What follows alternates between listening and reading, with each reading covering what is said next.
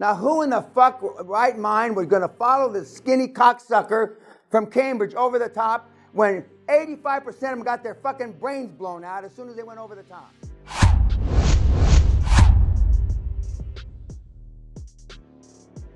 One of the shareholders is a part of an SBA loan, and the SBA loan had gone defunct before, and there's some special regulations that he's got to jump some hoops over that probably weren't, not probably, that I guess might not have been anticipated. But he came out, and he's not the only one that a couple of you have started the process. And he didn't talk about, he made an acquisition using the program, then another acquisition had failed, if I remember correctly, and then he came to the seminar. Because he already talked about the acquisition he made in 2015. Then he tried another one and it failed. You don't come to me because you're flush with cash and you love me. Desperation or inspiration, and there's nobody fucking inspired in this room. That's it. I am the last bar in the last fucking town, and the earth is flat. And I'm here. I'm the last saloon, and that door is to the abyss. You're falling off the earth. You don't come here, not just because you think it's expensive, because it's not, but because you've tried every motherfucking way to be a cunt without balls that you can possibly think of. That's it. You've tried everything. Hundreds of books, thousands of hours listening to these fucking mongoloid idiot retards on their podcast. And then finally, you stumble into my saloon, my joint, right through there. But there's the end of the world right there. So it's not far from here to the end of the world where you fall off the abyss into no man's land. I know that. I used to be concerned 25 years ago. I don't want them if they don't like me. That's bullshit. I never thought that. I don't want them if they don't like me. But, and some people are just, I have to listen to you 90 seconds and I can give you the answer. Like him. It wasn't even 90 seconds, 30 seconds. And then like the kid that I described, the other kid, the Haitian kid that did everything perfect except he got his head chopped off. If that had gone through, that kid would have never been here. He would have never come. But the bottom line is you are here. And this is a slightly more sophisticated model because his first roll up is him, and he's already funded by private equity, and I mean, it's a little more confusing. But it's not confusing in the sense that it's not debt. Debt is covered by free cash flow. That part's not different. And as he said, that some of the, or at least one of the more experienced individuals on his dream team board, wasn't used to it. He was uncomfortable doing it, and that'll be a struggle for you in the beginning. Now, some of you may not be a struggle. Again, depending on your leadership skills.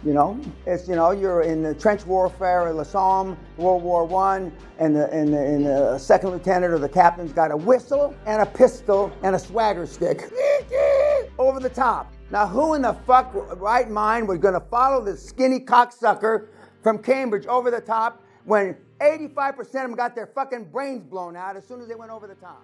The ones with a whistle, a swagger, drop the whistle, swagger, and a pistol. They can't reach the fucking Germans on the other side. Leadership, that's what gets you there. And so, and your leadership skills will get better and better as you go along. He had pretty good skills because, I mean, he was already the CEO of a fairly chunky sized company. And now he's just, he's continuing to play the playbook. Okay, what are some of the takeaways from listening to him? I know it's easy. I mean, you're preaching to the choir.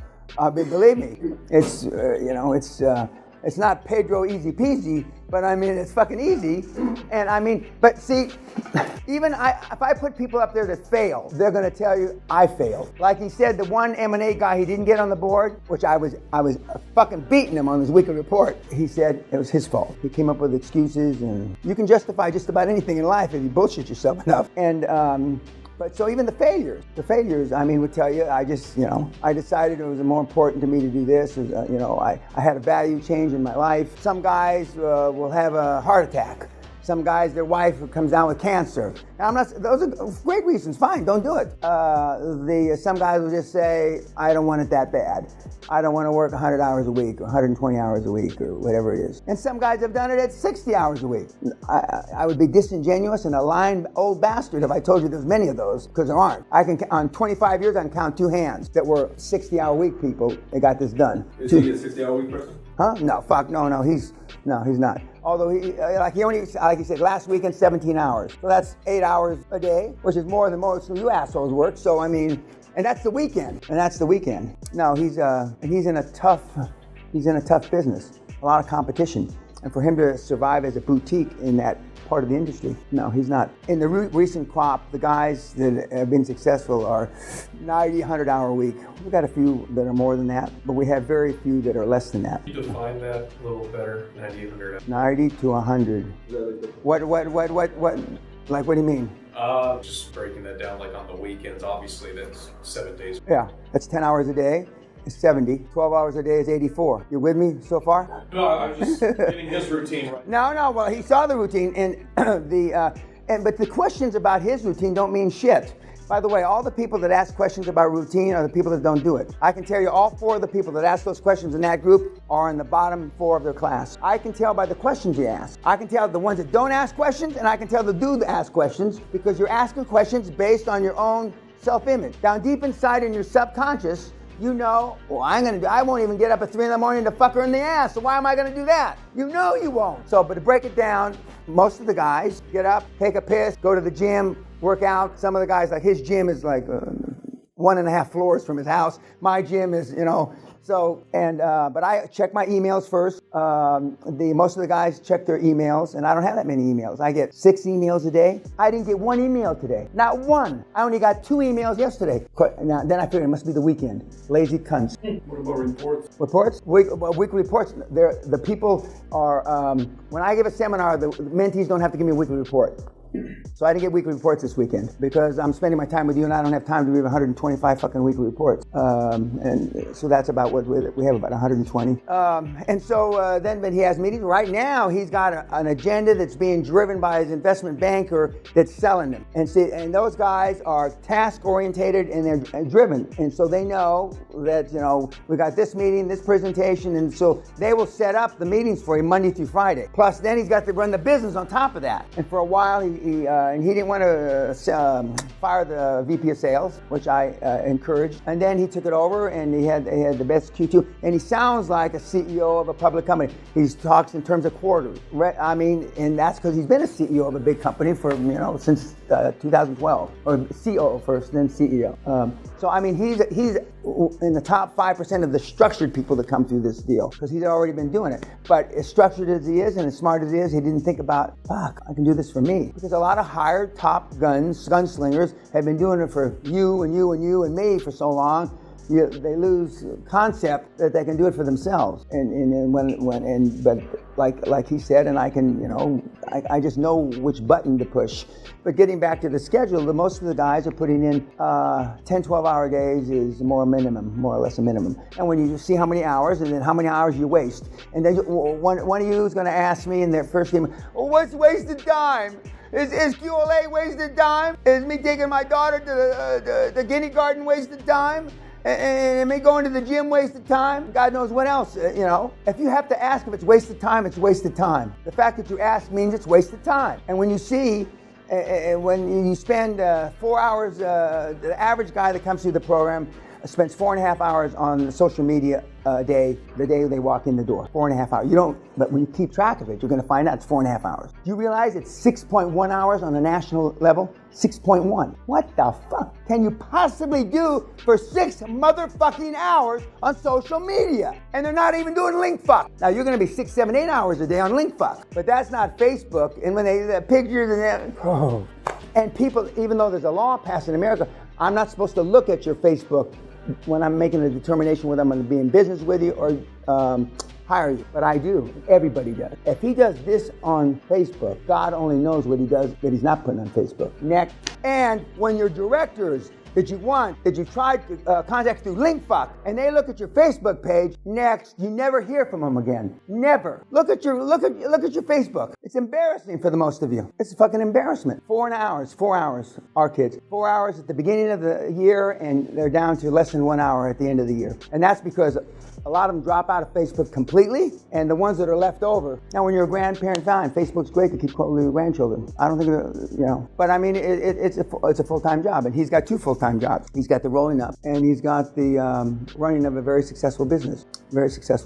What else about him? Yes, sir. I had a question about the milestones when you're looking to exit. Is it a profit milestone or is it a revenue milestone? You let the market tell you, okay? if it's a raging bull market and the multiples in your industry have expanded from 12 times earnings to 20 times earnings, doesn't matter if it's revenue, profit, or a top line, as they say in the business, or bottom line, it doesn't. You just want to hit the bid, that means sell, be on the sales block when they're hot, Now, some of you will say, or some of your board members will say, well, God, I mean, we may have another 6 to 36 months left of this bull market. Well, I'd rather be early. It's the only time I believe in early ejaculation. It's the only time I believe in, early withdrawal. I'd rather get out early and then never get out.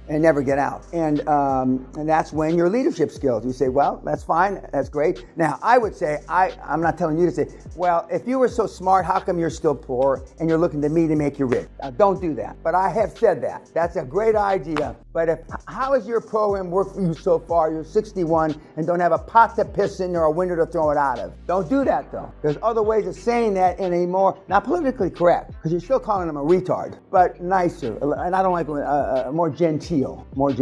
It's like when you tell your significant other she's too fat. I say you're too fat. You don't say it that way, okay? When she walks down the road and it looks like 2 pigs in a gunny sack, she's a little overweight, maybe, But so how do you tell them that they're too fat and not too, without hurting their feelings, Pedro? There's no good time to make a hard decision. You're either fat or you're not. Now, you can never be too thin or too rich. I've lived 72 years. I'm a believer of that. You can never be too thin or too rich. You can be too fat, but you can never be too rich. And if you don't think money buys happiness, you don't know where to shop. If you don't think money buys happiness, you don't know where to shop. And my daughter with the pool, that's just a partial example of that. But you've extended your debt, no payments for a year. I mean, she's been real quiet. She's already rolling this out before she even got here. Real quiet. But that's exactly right. And when we talk about the structuring of the depth, as they say, which I like to tease the Europeans, you said depth in the office yesterday 4 or 5 times. Depth. Why do Europeans say depth? There's no motherfucking P in it. Why do you say depth instead of depth? I don't know. P, you proper English? Well, no, but I mean, all the Europeans ever since I've been here say depth instead of depth. But when we talk about, and it's really simple restructuring. Now he's talking about layered restructuring. Layered, I mean, because he's gonna have mezzanine piece and on one of the other webinars he did, he confused everybody. We got a mezzanine piece over here, and we're going to buy this guy at a discount, and we're doing, I don't know, forget all that shit. Let's tone it down, because they don't need, pardon? Yeah. Correct, yeah. Ours is the simplest structured finance known to man. Free cash flow, which normally equates to EBITDA, covering debt service. If they like your deal, 1.1 times coverage is cool. If they think that they don't like your deal, 1.5 times debt service, the coverage. If they think it's a high risk deal, 2 times, but we're not doing any 2 times deals. Our deals average 1.25 to 1.35 coverage. So that's the monkeys, the retards, the reprobates, the this, the that, everybody. 1.25 to 1.35 coverage. And and free cash flow is free, unencumbered, unleveraged, ungeared cash flow that you could burn in a fireplace. Because they'll say, okay, fine, we'll do this. But you got to keep $1 million in the bank all times, and that won't be on any of the covenants, any of the paperwork. And you'll come back and tell me all proud as hell about, and I'll say, are there any unwritten covenants? Just one, Mr. P. And what is that? I'm just waiting to hear. And he says, I got to keep $1 million in the bank at all times. Well, how is that free unencumbered cash flow, you fucking moron? There's no covenant. He says, the bank, any bank has a loan, can call your loan anytime they wake up with a hair up their ass, no matter what. So free, unencumbered, and that normally equates to EBITDA. We'll talk more specifically tomorrow, but I mean, it's simple. And when you take the bank out of the equation, pun intended, and you're just dealing with seller finance, we have now made it 50% easier. Okay, YouTube, thank you. Ciao. See you later.